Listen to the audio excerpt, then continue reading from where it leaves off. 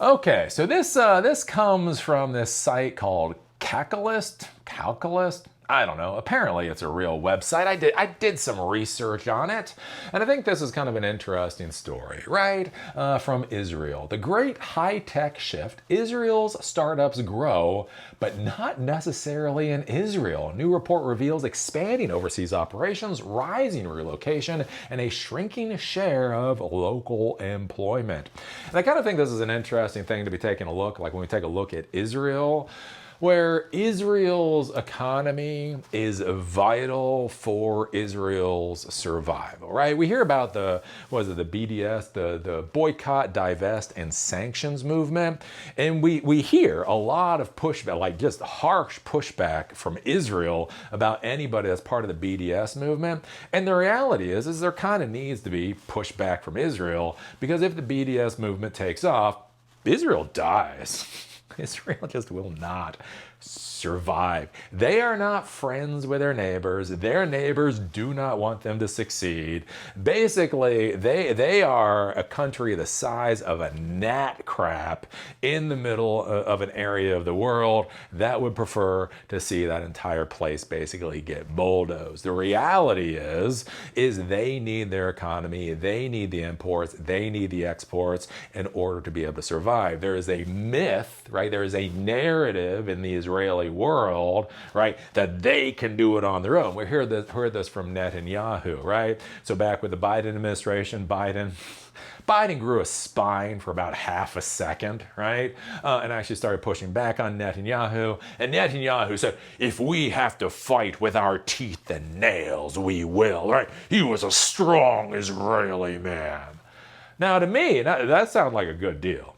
That sounds like a great. Oh, you don't need our F-35s. You don't need our artillery shells. You don't need those missiles for the anti-missile system. No problem. You go ahead and fight this war with your teeth and your nails. We're just going to stay the hell out of it. But, apparently they will fight with their teeth and their nails, but, they do like artillery shells and F-35s and all that kind of stuff. If the F-35 is there, they might as well use it to drop a bomb on some children somewhere, right?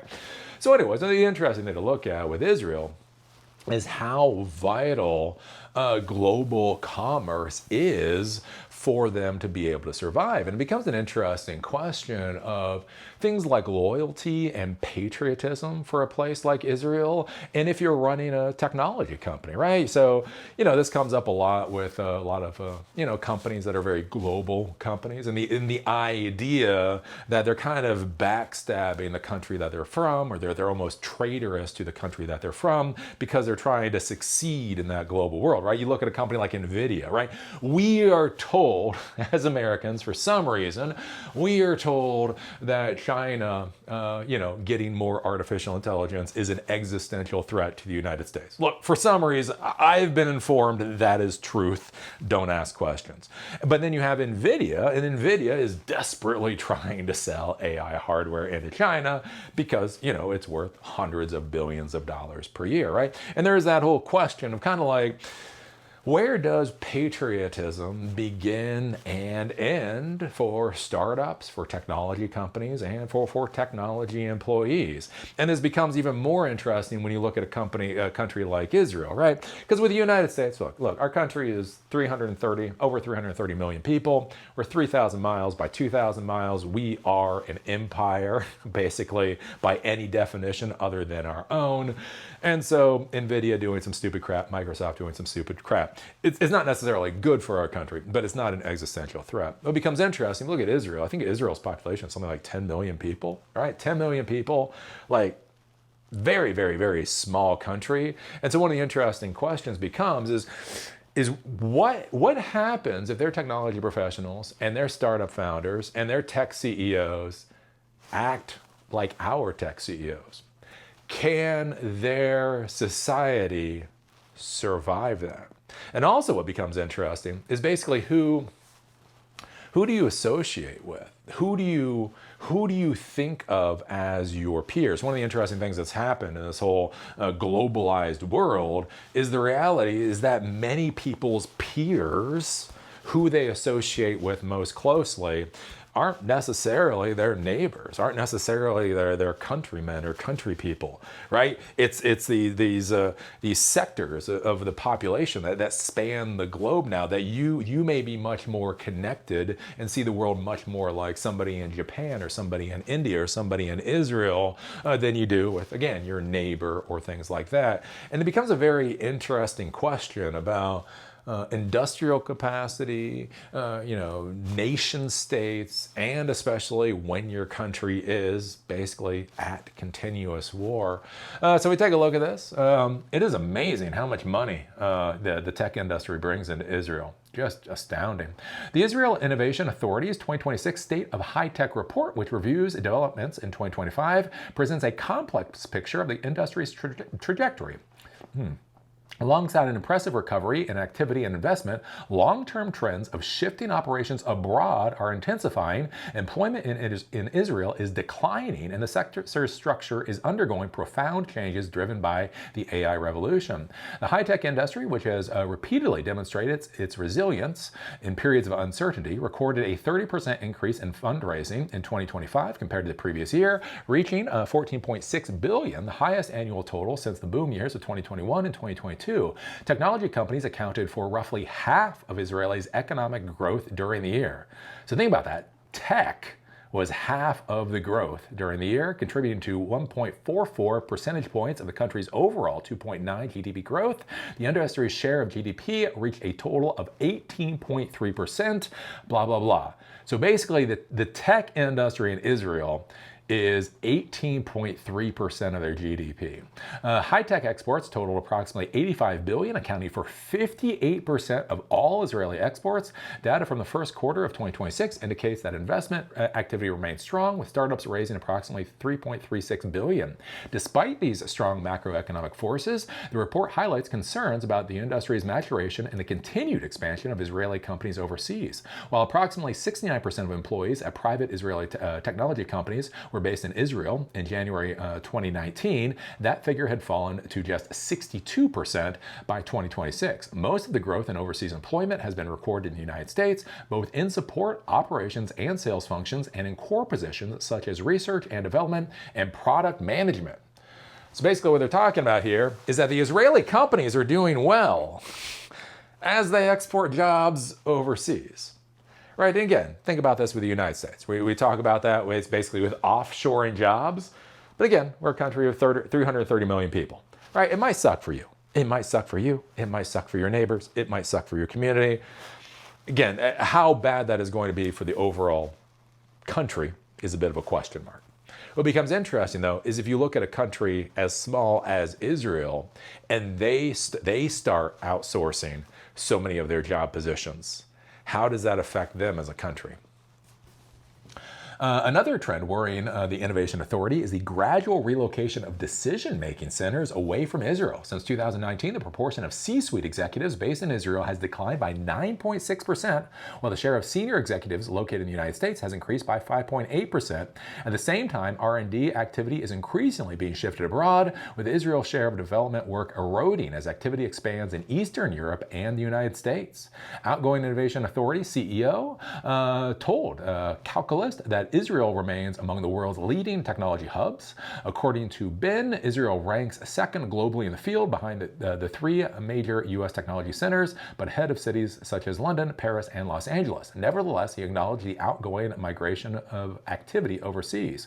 Quote, between 2019 and 2026, we have seen approximately 7% of activity move abroad among private technology companies, which are expected to maintain most of their operations in Israel. He noted that the proportion of companies concentrating most of their operations in Israel has fallen to roughly 50%, while the majority of the development work is still conducted domestically. Ben warned that the trend carries significant long-term implications. This is not a positive phenomenon, and we are not happy about it, he said, while adding that the economic impact has not yet become clearly visible. And that's an interesting thing to be thinking about, like in the technology world too. You think about this with technology professionals, right? We like our avocado toast and our quinoa salads and our nap pods, and not having missiles drop on your head. Like, think about this, right? If you are at the height of your field in technology, right? You go to the right universities, you pass the right tests, you kiss the right ass. You know you are one of the best in your field for something in technology, right? If you have the option to go to someplace where a missile is not going to randomly drop on your head, how likely are you to do that? Right? A lot of people are like, Eli, why did you move away from Baltimore? Right? If you're so liberal, if you believe in LGB and all that, why did you move away from Baltimore? It's like, because the crime rate is through the roof. And with everything going on with COVID, I figured it was only going to get worse. I mean, yeah, I'm liberal, but crime rates are crime rates, right? Imagine if you're in a place in the world where it's not a crime rate, it's like a war rate. And again, you have no idea when this will end. They're showing that now with these Hezbollah drones. So everybody is learning from Ukraine, apparently. The Hezbollah is now using fiber optic guided drones nowadays. And think about it. I mean, think about like waking up in the morning. You're trying to figure out like the next great AI algorithm, and you know, as you're going to work, a missile drops and goes boom, and all hell breaks loose. You know, you might be like, huh, Stanford. So you say the taxes in California are high. Here's my question: Are there missiles dropping in California? No. Right? Becomes an interesting question. The internationalization trend is also reflected in relocation data. A joint survey by the Innovation Authority found that 35% of technology companies reported an increase in employee requests to relocate abroad at the end of 2025, while 19% reported a rise in the number of employees actually sent overseas, right? So 35% increase. 35% found an increase in people asking to go overseas, and there was actually a 19% increase in the folks going overseas. Data from the Central Bureau of Statistics showed a 14% increase in the number of high-tech employees leaving Israel for extended periods during the summer of 2024, although 2025 saw some moderation compared with peaks recorded immediately after the outbreak of war. One of the report's most striking findings concerns the impact of AI on the labor market. For the first time in a decade, the number of R&D employees in Israel declined, with approximately 3,500 development jobs eliminated. The share of R&D workers in the industry's workforce fell from 51% to 49%. And then it just kind of keeps going and going and going.